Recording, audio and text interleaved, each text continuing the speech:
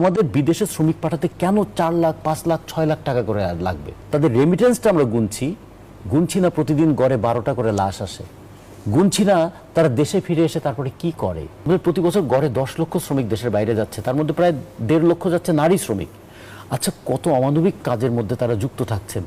এর মধ্য দিয়ে দুটো পয়সা আমাদের আসে, কিন্তু কি পাই এবং কি হারাই। বাংলাদেশে মাইগ্রেশন কস্ট হচ্ছে সবচেয়ে বেশি, নেপালের চেয়েও বেশি, শ্রীলঙ্কার চেয়ে বেশি, ভারতের চেয়ে বেশি। আমাদের বিদেশে শ্রমিক পাঠাতে কেন 4 লাখ 5 লাখ 6 লাখ টাকা করে লাগবে?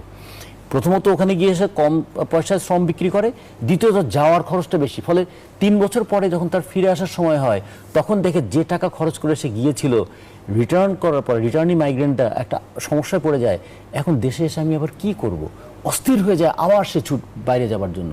ফলে এই বিদেশ প্রত্যাগত শ্রমিকরা, তাদের রেমিটেন্সটা আমরা গুনছি না প্রতিদিন গড়ে 12টা করে লাশ আসে, গুনছি না তারা দেশে ফিরে এসে তারপরে কি করে।